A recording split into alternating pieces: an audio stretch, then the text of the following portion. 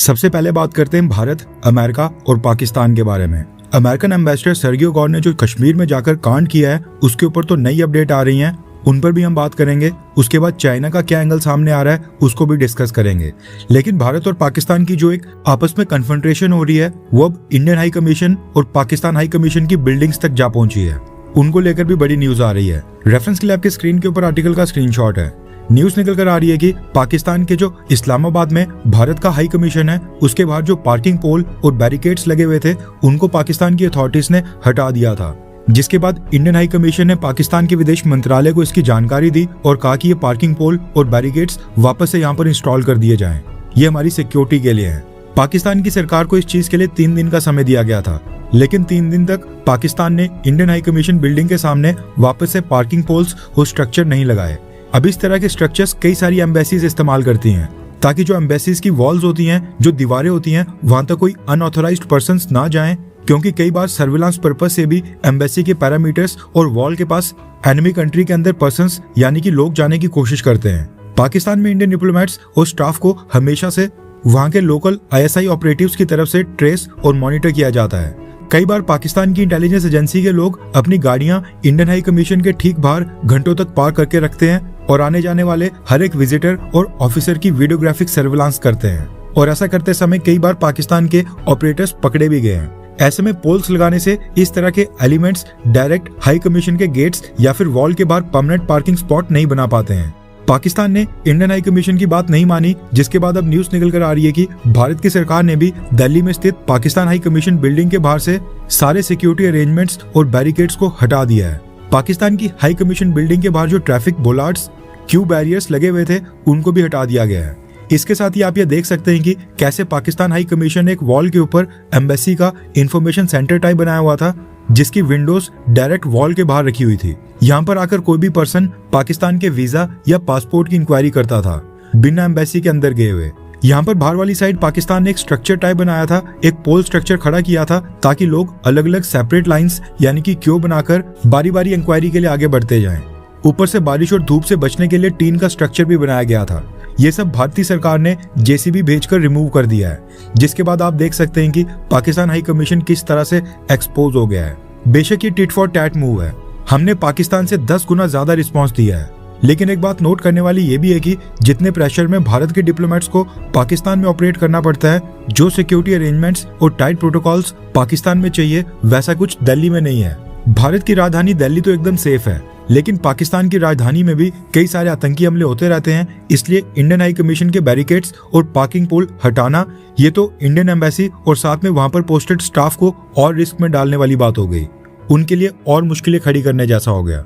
इसके साथ ही कई सारे चैनल्स ये क्लेम कर रहे हैं कि US एम्बेसडर सर्गियो गौर क्योंकि जम्मू कश्मीर के दौरे के ऊपर गए थे, वहां पर उन्होंने जम्मू कश्मीर को भारत का इंपॉर्टेंट पार्ट बोल दिया है, इसलिए पाकिस्तान की सरकार ने इंडियन हाई कमीशन की बिल्डिंग के सामने से ये स्ट्रक्चर हटा दिए हैं।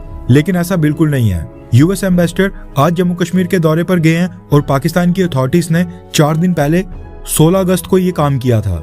जहां तक बात है US एम्बेसडर के प्रॉमिस करने की, जिसमें उन्होंने कहा कि वो जम्मू कश्मीर के लिए ट्रैवल एडवाइजरी का भी रिव्यू करेंगे, ये दर्शाता है कि सर्गियो गौर को जम्मू कश्मीर टूरिज्म और सिक्योरिटी के लिहाज से काफी सेफ लगा, इसलिए उन्होंने ट्रैवल एडवाइजरी का रिव्यू करने की बात बोली है। ये जो US एम्बेसडर ने जम्मू कश्मीर जाकर ये सारी चीजें की हैं, इसके लिए पाकिस्तान ने US एम्बेसडर को सम्मन किया और सर्गियो गौर की इररिस्पॉन्सिबल यानी गैर जिम्मेदार और लापरवाही भरी स्टेटमेंट के ऊपर कड़ी आपत्ति और विरोध दर्ज करवाया है और कहा है कि जम्मू कश्मीर एक इंटरनेशनली रिकॉग्नाइज्ड डिस्प्यूटेड टेरिटरी है, जिसको भारत ने इलीगली ऑक्यूपाई करके रखा है और इसका निपटारा यूनाइटेड नेशन के सिक्योरिटी काउंसिल के प्रोटोकॉल्स के अकॉर्डिंग होना है। इसके साथ ही पाकिस्तान ने US प्रेसिडेंट डोनाल्ड ट्रंप की स्टेटमेंट का वेलकम किया, जिसमें ट्रंप ने पिछले साल ऑफर दिया था कि वो जम्मू कश्मीर मसले को सुलझाने के लिए भारत और पाकिस्तान के बीच मीडिएशन करने के लिए रेडी हैं।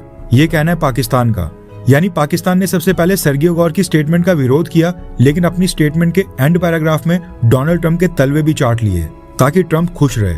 वैसे पाकिस्तान के बाद अब चाइना का भी रोना धोना सामने आने वाला है, क्योंकि US एम्बेसडर सर्गियो गौर आज लेह पहुंच गए हैं और लेह में ये दलाई लामा के साथ मुलाकात करने जा रहे हैं। हो सकता है कि जब आप ये वीडियो देख रहे हो सर्गियो गौर दलाई लामा के साथ मीटिंग कर चुके हो।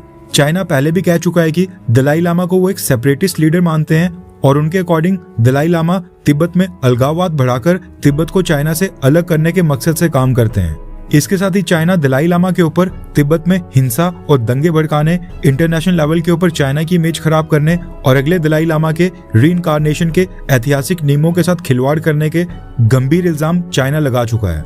ऐसे में जब यूएस एम्बेसडर सर्गियो गौर दलाई लामा के साथ मुलाकात करेंगे, चाइना की कोई ना कोई स्टेटमेंट तो जरूर आने वाली है।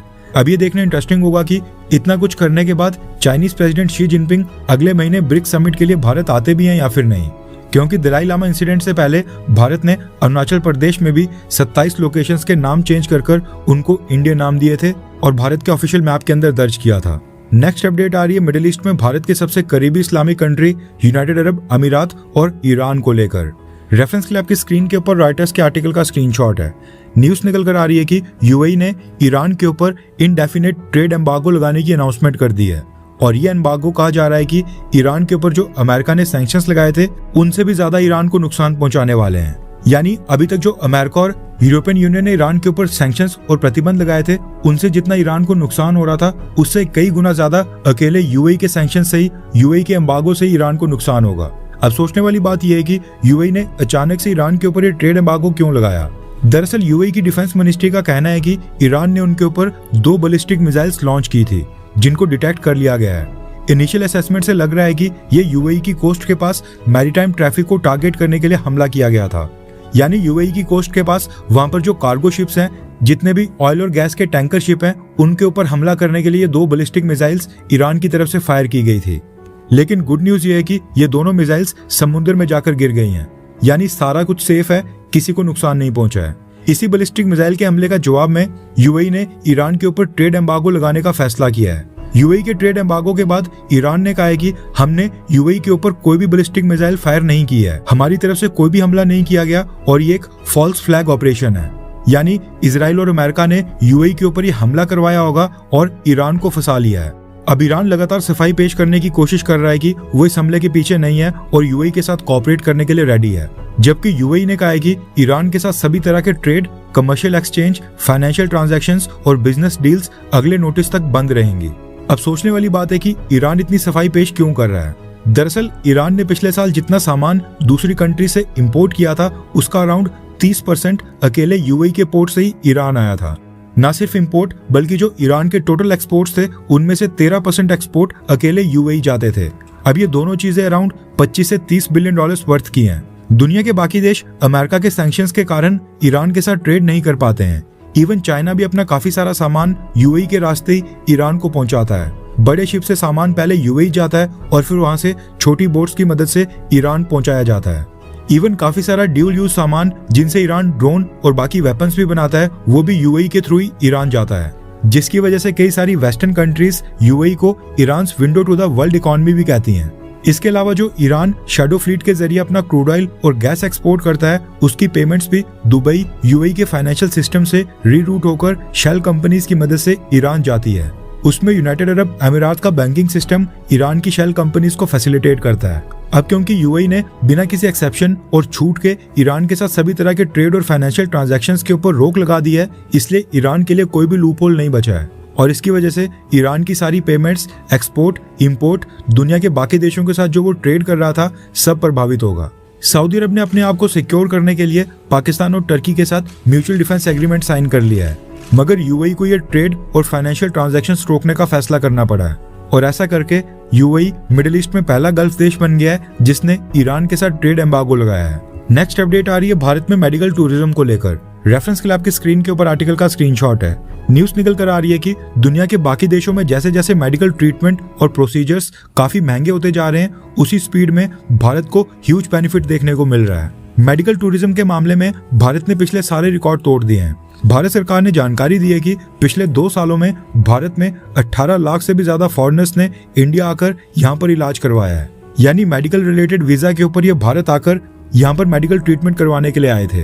ये जो 18 लाख फॉरेनर्स भारत में इलाज करवाने आए थे, ऐसा नहीं है कि कुछ लिमिटेड कंट्री से आ रहे हैं, बल्कि सरकार ने जानकारी दी है कि ये 18 लाख फॉरेनर्स दुनिया के 176 देशों से भारत आए थे। 176 कंट्रीज वाकई में बड़ा नंबर है।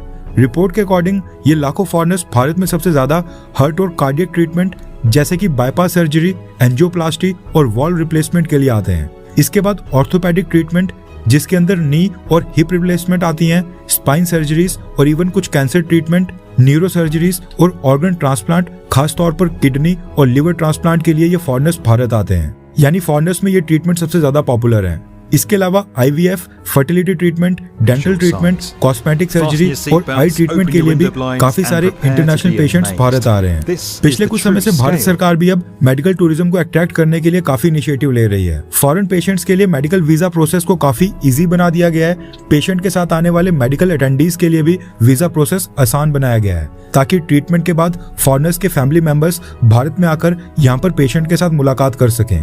क्योंकि ये जो मेडिकल ट्रीटमेंट है ये केवल अकेले हेल्थ केयर सेक्टर के लिए बेनिफिशियल नहीं है, बल्कि उसके साथ साथ होटल से लेकर एयरलाइंस, फार्मास्यूटिकल्स और लोकल बिजनेसेस को भी इससे काफी बेनिफिट और सपोर्ट मिलता है।